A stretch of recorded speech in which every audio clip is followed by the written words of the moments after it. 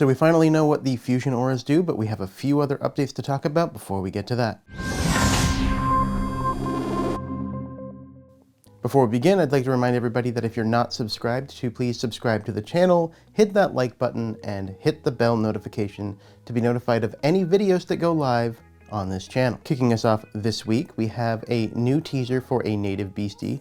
This is, I believe, the lightning snake, which is closely related to the thunderbird. If my research is correct, and this is one of the rare times that I didn't collaborate with Termentic on this one, this beastie may also be known as the Heetlik of the Contoocook tribe. Now, I'm not going to go into the background of this beastie or the lore behind this beastie. That's Termentic's job, so if you want to catch that, if his video is out, it will be right up there, so you can catch that. MetaZoo announced that if you are a company that wants to sponsor towers, that you can reach out to Mike. It was also hinted that there's already Fortune 500 companies sponsoring towers for the events this year. So if you fit that description and you want to sponsor a tower, I've put Mike's contact details in the description below, so you can find that easier. The native round of LGS Partnerships is now up, so if you are a store that wants to become a partner, here's your next chance. For those of you that are new to MetaZoo, becoming a partner allows you to get MetaZoo at distributor prices directly from MetaZoo.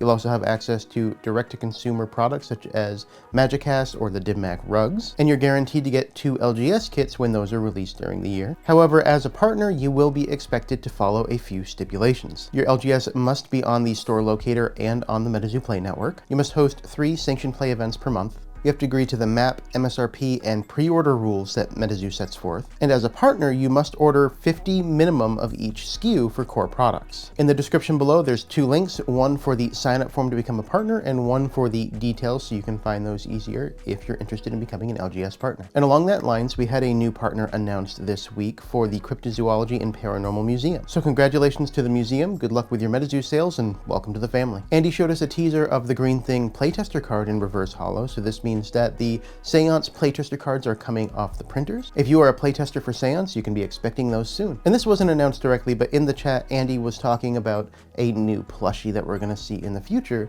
for Snipe. And it's expected that this might be the tower plushie that we'll see at the Lightning Tower in Kansas City. Bear Walker released this week on Friday at 12 p.m. Eastern Time. The Bear Walker release is very similar to the Revive release in that it has 2 promos in it. One that is redeemable for a longboard, and one that's non-redeemable from the set. The cost of each box was $250 plus shipping, and these sold out in about an hour and 20 minutes.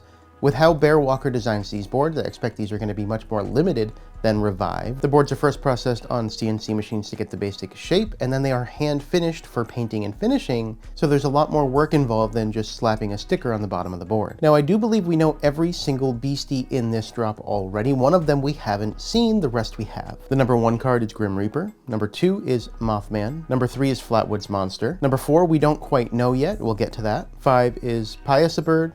6 is Bigfoot. 7 is Babe the Blue Ox. 8 is Dingbell, 9 is a board that we don't know yet, and 10 is Loveland Frogman. Now for the 2 cards in the set that we don't know yet, one of them we do know, we just don't know what number. We don't know if it's 4 or 9, and that is Sam Sinclair. We haven't seen the full card here, but given the LP and some of the other information on the tees, we do know that it is Sam Sinclair. He's the only beastie or caster that matches the information that we can see. Now the other card that's missing could be Wendigo. We haven't seen an official tease for this, but it has kind of been hinted by MetaZoo based on a tease from Bear Walker on their Instagram. And given that we're seeing Grim Reaper in this set, we know that the Bear Walker boards are not exclusively Cryptid Nation. Grim Reaper was a part of Nightfall. So it's entirely possible that the board we haven't seen is Wendigo. Now for the trivia, we need to resolve last week's question. And last week's question was, name a water spell that can damage stone skin beasties. Now the obvious answer is Torrential River. Torrential River does 30 damage, and the page can ignore stone skin. However, there were some people that answered with another card that is technically correct in the right circumstance. And this is really important for the water tower because,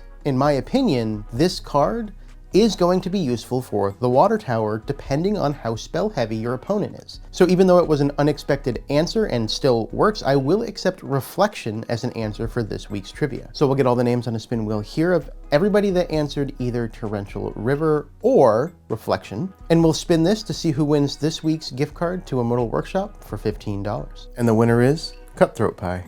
Congratulations on your gift card. And for this week's question, you have a Vampire Mercy Brown that has Power Up Red. That Vampire Mercy Brown attacks and kills another beastie, which generates a token due to Infectious. What is the LP and attack of that nameless token? Answer this question correctly to be in the running for next week's $15 gift card to Immortal Workshop. Now, as we look to the top story this week, we got to look at fusion auras in full for the first time. The first fusion aura that we got to look at was the Fulgurite fusion aura, which is a lightning earth aura. And the second one that we got to look at was for Dark Earth. This is the Sacrificial Stone fusion aura. Now, as we look at these cards, we can understand a few basic things. They have the special aura symbol in the top right. We can have 2 per spell book, which is interesting, and we'll get to that. You can fatigue it to produce one of the 2 auras of the fusion aura. So for the Fulgurite fusion aura, you can do either lightning or earth. And it has an arena effect that is considered a basic aura on top of anything else that it might be considered, whether that be fusion aura or special aura. And when you think about building a spellbook with these, and for this example, I'll use a Dark Earth spellbook because it's one of my favorite spellbooks to play with Humble Dumple. You now have 4 very useful special auras that you can include in your spellbook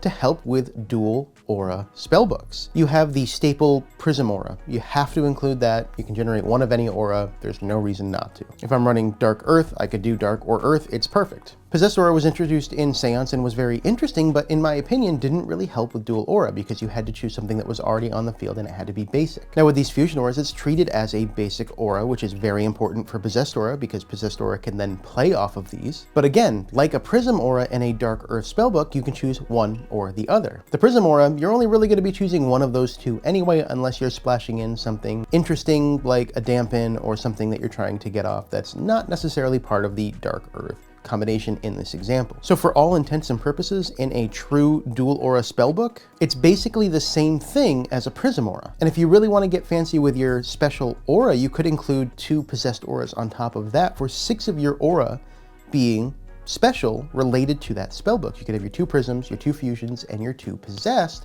that can play off of the fusions themselves. Now, me personally, I don't think I would go that wild and include possessed auras. I haven't even been lucky enough to pull possessed auras. But what I do know is I'm truly excited for the future of dual aura spellbooks with the introduction of these fusion auras. And that gets even more interesting when we think about future sets. When we get to the next dark set and it has an Earth Dark fusion aura, will it be a copy of the Sacrificial Stone fusion aura, or will it be a new name with the aura types reversed? Meaning that you could have 4 of the fusion auras in your spellbook and in play if they have different names amongst the 2 different sets. So that's a lot of the interesting thoughts I had around fusion auras. I'm excited to finally see what they do. If you missed the most recent MetaZoo hour, you can catch that right over there. It was a really interesting one. We had some questions about towers and some other things like the Collecticons that were answered. So thank you for watching, and I'll catch you in the next one.